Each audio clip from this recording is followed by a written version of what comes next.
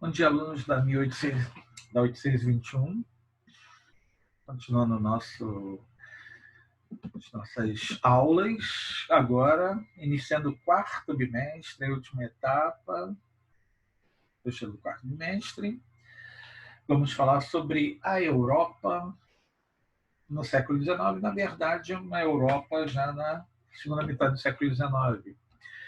Esse período é chamado de Era Vitoriana, porque ele foi marcado principalmente pela consolidação da Inglaterra como a grande potência econômica do mundo, né? E a grande potência naval, né? A rainha dos mares.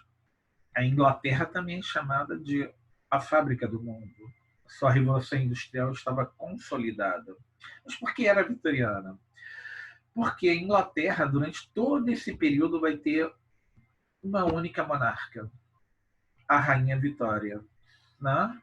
Ela assumiu o poder muito jovem e morreu já muito idosa, já no primeiro ano do século XX, 1901. Então, esse longo período de mais ou menos 60 anos de governo da Vitória, daí o período vitoriano. Mas, ao mesmo tempo, vai marcar o início do declínio inglês, né?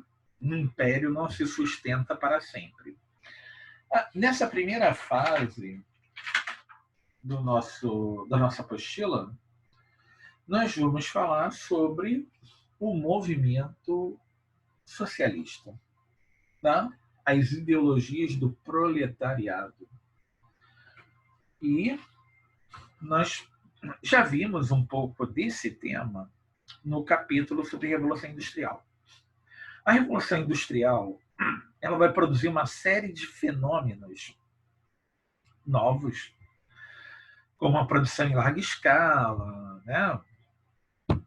O barateamento dos produtos manufaturados ou industrializados. Mas ela também vai produzir fenômenos sociais. E o principal desses fenômenos sociais era a situação da classe operária. A classe operária surge com a indústria, ou seja, o operário é quem trabalha dentro de uma fábrica. E a situação da classe operária, da classe trabalhadora, é extremamente cruel, né? E os operários eram muito pobres. E vocês também sabem as causas. A burguesia industrial ela não se preocupava com o bem-estar da classe operária, porque estava sobrando mão de obra na Inglaterra. Então eles pagavam ridículos salários. Os operários trabalhavam longas jornadas, 17 até 18 horas por dia. Né? Não havia uma legislação trabalhista que protegia a classe operária. Havia até no parlamento a chamada Lei dos Pobres, que obrigava o governo a subsidiar ou distribuir alimentos, como carne, por exemplo, ou pão, ou trigo. Mas, no início do século XIX, por influência até de um economista liberal inglês chamado Malthus, né? Robert Malthus, o parlamento achou melhor eliminar a lei dos pobres e isso ainda piorou ainda a situação de fome da classe operária. O que vai acontecer? Vai haver uma reação dessa classe operária que não estava só em formação na Inglaterra. Na Inglaterra ela estava bem estruturada e bem formada, mas ela começa a ser estruturada em outros países que estavam iniciando a industrialização. Por exemplo, na França, na Bélgica, né? Mais tarde na Alemanha, na Itália, né? Na Holanda, onde havia algum processo industrial, nós vamos ter uma classe operária organizada depois de um certo tempo e com reivindicações. Mas o primeiro país a ter essas características da classe operária, obviamente, vai ser a Inglaterra, porque ela tinha a industrialização mais antiga. Portanto, ela tinha a classe operária mais aguerrida e mais reivindicativa. No início, e nós já estudamos isso, a classe operária inglesa ela usou o ludismo, ou o movimento ludita, como forma de demonstrar sua insatisfação. Se vocês não estão lembrados, o movimento ludita era um movimento de quebradores de máquinas. Né? Eles faziam sabotagens nas indústrias, quebravam máquinas, e, na medida em que o movimento foi se radicalizando, eles incendiavam as fábricas, eles destruíam as fábricas também. Só que, lógico, isso vai gerar uma repressão, e quebrar a máquina não resolvia, obviamente, o problema da classe operária. Demonstrava a insatisfação dela. Mas a máquina ou era consertada ou se comprava uma nova. E na medida em que as tecnologias foram evoluindo no século XIX, que surgiram novas máquinas para fazer as mesmas coisas, por exemplo, teares cada vez mais rápidos, né? E mais tarde vai ser introduzido, por exemplo, a energia elétrica nas indústrias, eles vão abandonando progressivamente o vapor pela energia elétrica. Nós vamos ter máquinas mais eficientes, digamos, mais limpas, né? Porque eles vão deixar de usar o carvão, mas isso também vai dispensar mão de obra, isso também vai gerar maior desemprego. Então, apesar do ludismo ser um ato de rebeldia operária, ele não resultou em grandes coisas positivas. E então, a partir daí, começa uma série de movimentos reivindicatórios dentro da Inglaterra. Vamos destacar, então, o movimento cartista, né? Que tentava, através de uma carta, chamada Carta do Povo, direcionada ao parlamento, uma série de medidas, leis, que pudessem resolver uma série de problemas que a classe operária reivindicava para serem solucionados. Principalmente a regulamentação do trabalho de mulheres e crianças, a legalização dos sindicatos, que eram proibidos, mas a maior participação dos trabalhadores no processo político, o aumento do direito de voto, né?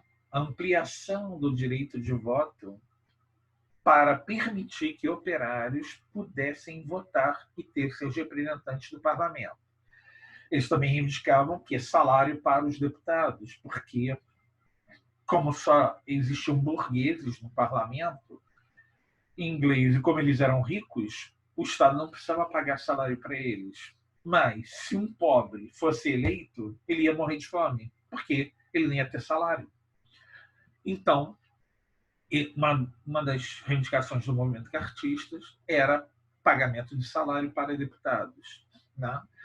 Bom, o movimento cartista também não vai resultar em grande coisa, vai fracassar, mas só que na segunda metade do século XIX, através de pressões populares, greves, manifestações, algumas medidas dos cartistas vão acabar sendo aprovadas pelo parlamento, como a legalização dos sindicatos e a ampliação do direito de voto. Só que esse movimento operário ele está sendo percebido por setores intelectuais, né? Setores de acadêmicos, estudiosos nas universidades, e esses intelectuais eles se envolvem nessa questão da miséria da classe trabalhadora, né? Do que a gente chama de proletariado. O proletariado é o conjunto de trabalhadores assalariados. E vão surgir inúmeros pensadores no século XIX e que vão ser colocados dentro de um conceito amplo chamado movimento socialista. Tá? Por que tem o nome socialista? Eles se preocupam basicamente com uma questão: as desigualdades sociais. Por que o capitalismo industrial ele piorou a vida da classe trabalhadora? Porque capitalismo industrial aumentou a distância entre pobres e ricos. E por que a situação da classe operária era tão penosa e tão ruim, né, no caso, dentro das fábricas e fora delas, porque eles também moravam praticamente em grandes favelas, né? E esse movimento socialista que prega o quê? Eles querem o fim das desigualdades, ou a redução das desigualdades, o nivelamento social. Uma questão que fica clara no movimento socialista é que todos os movimentos socialistas, seja o utópico, seja o científico ou marxista, seja o anarquista, eles trabalham com uma questão comum, que é a questão do direito à propriedade. No caso, os comunistas ou marxistas e os anarquistas, que também são comunistas, pregam a supressão, o fim da propriedade privada. Porque, para eles, a propriedade privada era a causa de toda a violência e de todas as desigualdades. Os socialistas utópicos, alguns até defendem o fim da propriedade privada, mas outros pensam em limitar a propriedade. Ou seja, se eu estabeleço um limite do tamanho de propriedade para cada pessoa, todo mundo vai ter propriedade. Vou dividir o território do país e cada pessoa vai ter um lote. É uma ideia igualitária, mas, obviamente, utópica. Porque as terras se diferenciam, né? Dependendo da região, do local, da latitude, e tudo isso vai determinar se ela é mais fértil ou menos fértil, né? Da altura do terreno. Bom, havia, logicamente, uma ideia e todos aceitavam isso, de que a propriedade era o resultado, ou provocava como resultado, a miséria da classe trabalhadora. Né? No final do século XIX, vai surgir um movimento chamado Movimento Social da Igreja, né? Que vai vir lá com a encíclica Rerum Novarum. A igreja vai começar a se interessar pela situação de miséria da classe operária. Mas ela nunca vai criticar a propriedade privada.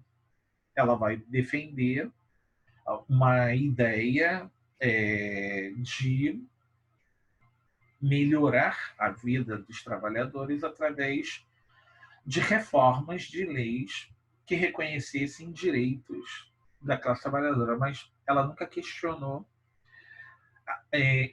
a propriedade como causa da miséria. Por isso que alguns autores nem consideram o pensamento social da igreja como uma ideia socialista. Realmente não tem nada a ver. Bom, então vamos começar a analisar esse pensamento socialista, né? Começando pelo socialismo utópico. Já sabemos, mais ou menos, o que o socialismo defende. O fim das desigualdades e, basicamente, a questão-chave é a propriedade. Ou o fim da propriedade, ou a limitação da propriedade. Mas o que os socialistas querem, na prática, é o fim da miséria e o nivelamento da sociedade, que todos que tenham o mesmo nível socioeconômico. O socialismo utópico tem esse nome, inclusive o nome utópico foi até criado pelo Karl Marx, o criador do socialismo científico, para diferenciar o pensamento socialista dele, que a gente vai chamar de marxista ou científico, e que significa científico? Racional. Para utópico, o que significaria utópico seria irracional. Ou seja, é uma ideia que nunca se tornará realidade. E por quê? Porque ele parte de um princípio que, para Marx, era uma mentira, uma falácia, né? Uma enganação. É, o que os socialistas utópicos defendem e que é uma utopia, ou seja, que nunca vai se tornar realidade? É que a própria sociedade burguesa ela vai chegar a uma conclusão de que o capitalismo, do jeito que estava indo, ele não daria certo. Então, a própria sociedade burguesa, ou a própria nação, chegaria a uma conclusão de que era necessário mudar aquela realidade para estabelecer maior justiça social. A partir dessa conscientização, então nós vamos ter várias experiências, ou seja, várias teorias ou experiências práticas que serão chamadas utópicas, porque não resultarão em coisas concretas ou que vão fracassar no decorrer do tempo. Né? E aí a gente pode destacar alguns pensadores, né? Alguns só elaboraram obras, mas nunca chegaram a uma prática. Né? Saint-Simon, na França, os principais pensadores utópicos eram franceses. Né? Eu citei Saint-Simon, Charles Fourier, né? Louis Blanqui, um outro Blanqui, e eles partiam dessa premissa, a de que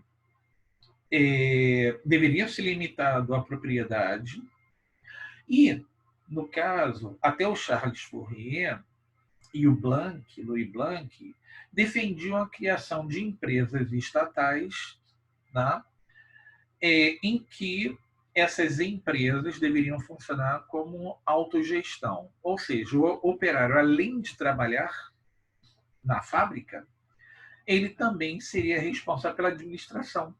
E os lucros que essa fábrica daria seria dividido igualitariamente entre todos os trabalhadores. Essa ideia, ela foi tentada, ela foi experimentada na França logo após a Revolução Liberal de 1848. Né? Em fevereiro de 1948, na França, nós vamos ter uma revolução. Ela não é exatamente liberal, ela é mais democrática do que liberal. Por quê? Porque a França já era um país liberal e ela tinha um rei chamado Luís Felipe, o rei burguês, e que tinha radicalizado no liberalismo político-econômico lá. O voto era censitário, os trabalhadores não tinham direito nenhum.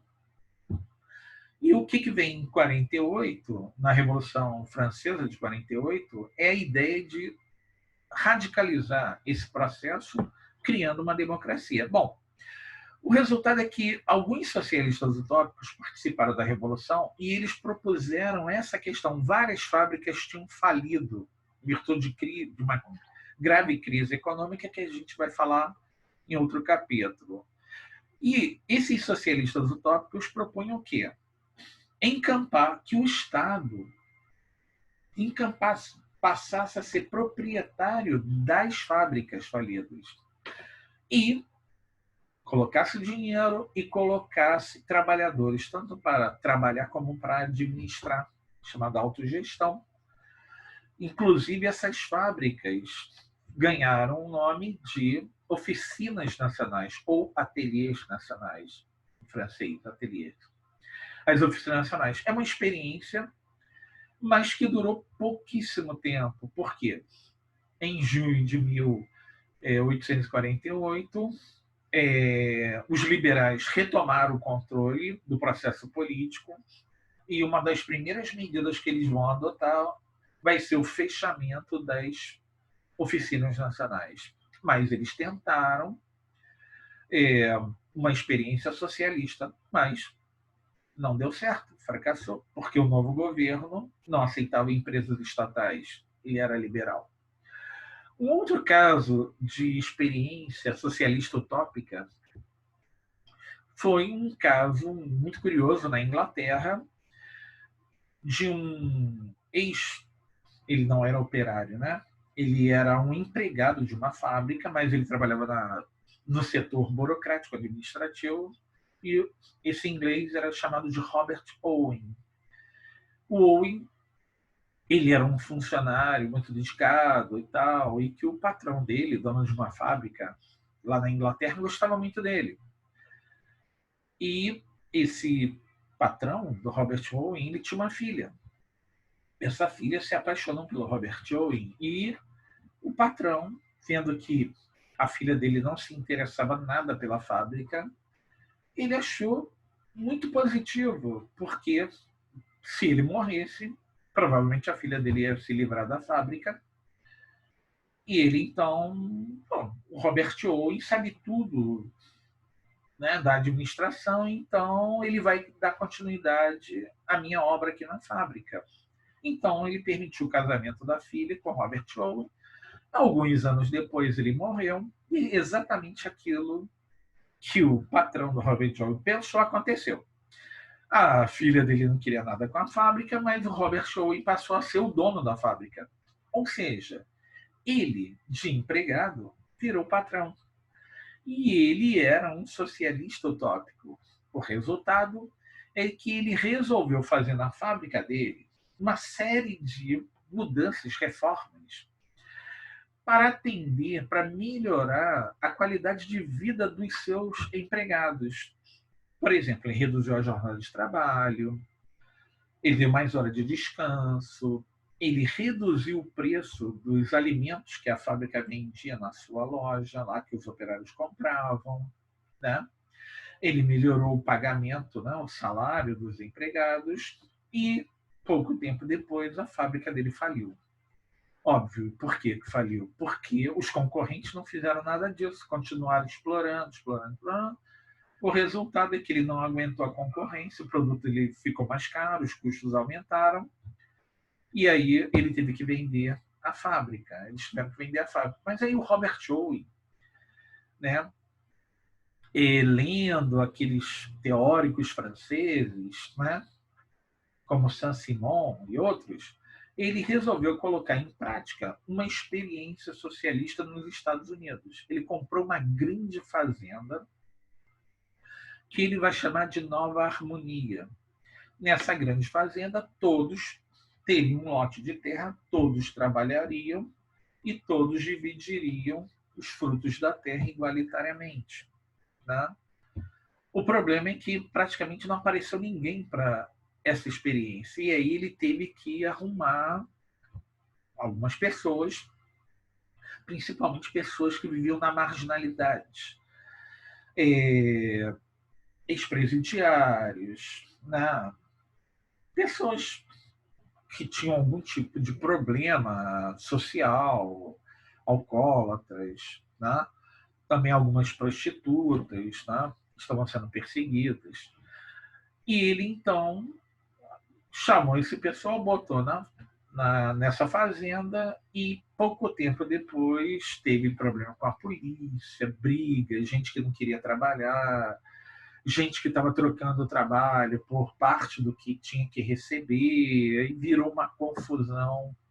A polícia esteve lá algumas vezes e o Robert Owen acabou desistindo da sua experiência socialista e voltou para a Inglaterra e vendeu a fábrica, vendeu as terras e ele desistiu daquilo. E lá na Inglaterra, ele praticamente abandonou as suas ideias utópicas e passou a defender a organização do proletariado inglês através dos sindicatos. Ele é um dos mentores do que a gente chama de trade unions, os sindicatos dos trabalhadores ingleses. Bom, a segunda vertente socialista importante é o marxismo, ou socialismo científico. Né? E aí vocês já sabem, né? O Marx chamou o seu socialismo científico que ele era racional. Por quê? O que Marx, que racionalidade era essa? Marx criou uma teoria socialista baseada no estudo contínuo das civilizações desde a origem, lá 3, 4 mil anos antes de Cristo, até os dias atuais do Marx. Lembrando que ele começou a escrever isso por volta aí de 1840, a década de 1840. Né? O Marx ele era alemão, de uma família judia, É, ele estudou filosofia, ele tinha um grande amigo, que vai ser até o fim da vida dele, um grande amigo, e um cara que segurou a barra dele várias vezes, porque era rico, né? O Friedrich Engels, a família do Engels era uma família de industriais, enquanto que o Marx era professor, coitado. Não só ele era um ferrado, ganha pouco, mas ele era comunista, e isso na Alemanha, também por ser judeu, não era bem visto. O resultado é que ele sofreu perseguições, ele trabalhou com jornais, né, panfletários, defendendo a causa operária, foi ameaçado e ele acabou tendo que sair da Alemanha e foi morar temporariamente na França. Na França, em 1848, no auge da Revolução Francesa de 48, o Marx lança uma das suas obras mais importantes. A obra mais importante dele, com parceria com Engels, foi O Capital. São 3 volumes, sendo que o Marx escreveu os 2 primeiros e o Engels escreveu o último volume do Capital. Mas uma das obras, e que é o resumo da teoria de Marx, é chamado de Manifesto Comunista. O mais curioso do Manifesto Comunista é que o Manifesto Comunista era uma espécie de documento, né, de estatuto para que um partido operário francês pudesse ser criado. Foi dado liberdade política na França em 1848, após a Revolução de Fevereiro, mas os partidos tinham que ter um estatuto. Como a maior parte dos operários era analfabeta, o Marx, então, atendendo a pedido desses operários, e como ele já tinha uma certa fama, por ser comunista, né? Ele, então, escreve o Manifesto Comunista, e esse é um dos documentos mais importantes, né, do pensamento marxista, mas ele também tem uma grande importância histórica. No Manifesto Comunista, o Marx faz um resumo da sua teoria. A teoria marxista é baseada no estudo das civilizações. Tá, portanto, você não vai encontrar pré-história lá, então só nas civilizações. Para isso, então, o Marx usa 2 ferramentas fundamentais. Uma é a história, em que ele vai analisar cada fase da história em que ele vê mudanças nas estruturas econômicas. Aí você tem a segunda ferramenta, que é o estudo da economia, que o Marx chama de realidade material. Como o homem produz a riqueza e quem é que produz a riqueza em cada época. Então ele vai dividir a história em modos de produção. Então nós vamos ter o primeiro modo de produção escravista, lá no Egito, na Mesopotâmia. Desculpe, modo de produção da servidão coletiva. As pessoas não eram escravas, eram servas do Estado. Trabalhavam para o rei e para o faraó. Aí sim, lá na Grécia, em Roma, modo de produção escravista. Quando acaba, vem o modo de produção feudal, na Idade Média, e até um modo de produção capitalista, que terminava, porque Marx estava ali no capitalismo industrial, na sua época. Mas o que o Marx fala? Por que os modos de produção acabam e surge um novo? Porque dentro de cada modo de produção você vai ter uma regra, que é a luta de classes. Ou seja, um grupo enorme de pessoas é explorado e trabalha para um grupo pequeno de pessoas. Esse grupo pequeno, ele detém controle da propriedade e dos meios de produção. Ele, além de dominar a propriedade dos meios de produção, ou seja, as ferramentas, tudo que é necessário para se produzir riqueza, esse grupo ele explora a maior parte da população que só tem a sua força de trabalho e, em troca, ganha a sua sobrevivência, ou na forma de alimentos, ou na forma de algum tipo de ganho, no caso no capitalismo, que seria o salário. Né? Por isso que nós temos o proletariado, que é o conjunto de trabalhadores assalariados. E o Marx percebeu o quê? Que em cada modo de produção aqui dentro daquele enorme grupo de explorados, tem os exploradores, tem os explorados. Você vai ter um pequeno grupo que vai se revoltar e vai iniciar um processo de luta de classes, né? Esse pequeno grupo dominado, ele começa a questionar, contestar e enfraquecer os dominadores até que eles ganham. E esse grupo passa a ser o dominante e passa a explorar aqueles seus antigos parceiros que continuam sendo dominados. Né? Então, Marx percebeu que essa regra da história era permanente. Por exemplo, né? Todos os modos de produção acabaram de forma violenta, né? Através de rebeliões internas e que levaram à conquista de impérios por outros impérios. Né? Por exemplo, os bárbaros romanos eram explorados pelos romanos. Eles destruíram o Império Romano e criaram a Europa feudal. Dentro da Europa feudal, nós vamos ter a nobreza feudal que explorava os servos e os vilões. Dentro do grupo dos vilões, nós vamos ter o aparecimento da burguesia. A burguesia enfraquece a nobreza feudal e no século XVIII ela toma o poder.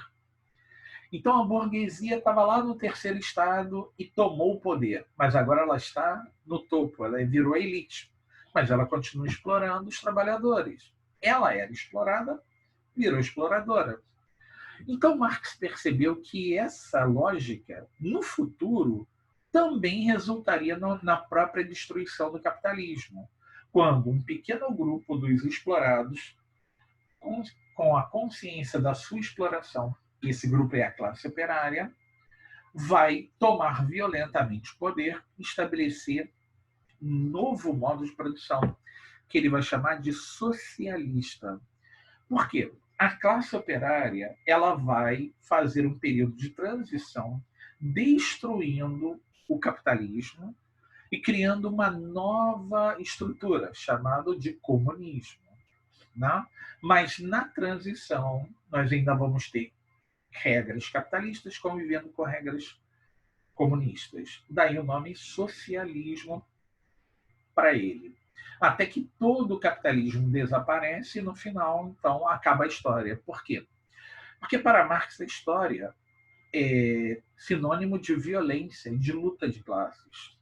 Quando a propriedade acabar e todo mundo tiver a mesma classe, não existirá mais violência, não existirá mais guerra, não existirá mais fronteira, todo mundo vai ser igual, não vai ter mais países, não vai ter fronteiras, né? Não vai ter mais forças armadas. Então a história será linear, ela nunca mais vai ter quebra. Essa é uma ideia que ainda hoje é utópica. Né? E nas previsões do Marx para o futuro, ele errou mais do que acertou. Né? Mas a gente vai analisar esse aspecto mais tarde. O último movimento socialista que a gente vai colocar é o movimento anarquista. A anarquia significa ausência de governo, a palavra grega, né? A ou an significa sem, ausência, não. Arquia é governo. Significa sem governo, ausência de governo. A palavra anarquia, ela tem um caráter, às vezes, negativo. Isso aqui é uma anarquia, significa ninguém se entende, é uma bagunça total, um caos, todo mundo brigando. E a palavra anarquia no movimento socialista não significa nada disso. Ela não tem esse aspecto pejorativo. Anarquia, pelo contrário, a anarquia é a imediata aplicação do comunismo que o Marx queria, né? Sociedade sem classe, sociedade sem propriedade, sociedade sem desigualdade, né? Sem violência, sem países, sem nacionalismo.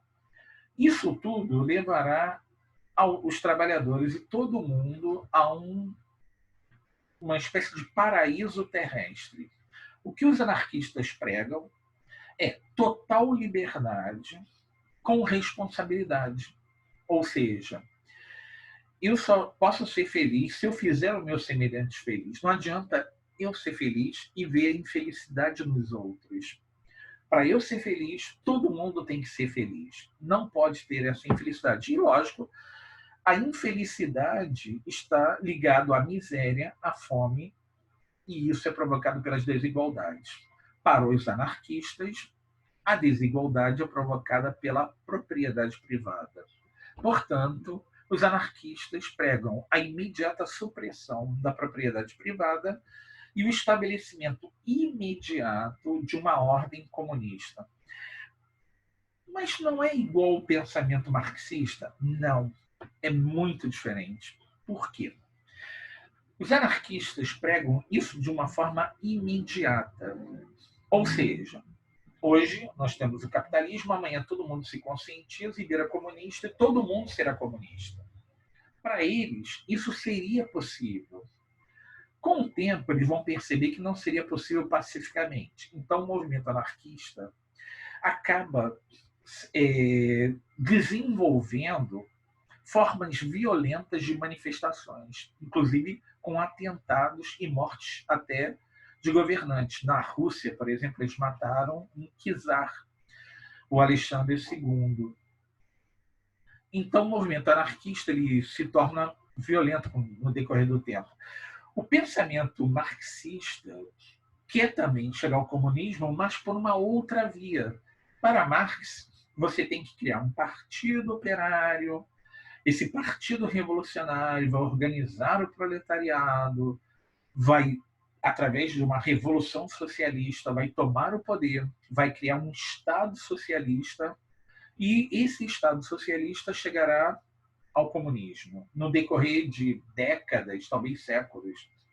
Os anarquistas não aceitam nenhuma dessas ideias. Eles não aceitam a existência de partido político. Por quê? Porque partido político é uma criação burguesa. E, portanto, ela vai cair nos mesmos erros, nos mesmos problemas que a burguesia criou.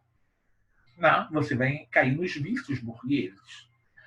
Eles não aceitam a ideia de um Estado nem que seja socialista. Para eles, o Estado é sempre opressor da classe trabalhadora.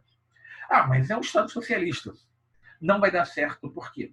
Porque ele vai praticar aquilo que os Estados sempre fizeram no decorrer do tempo.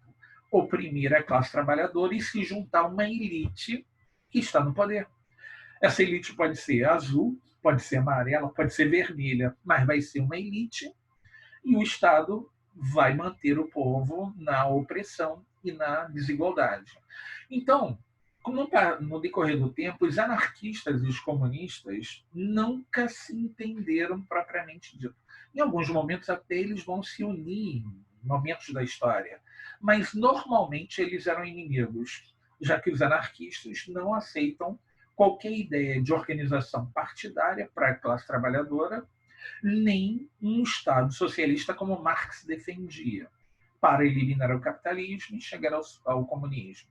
Os anarquistas não vão aceitar isso.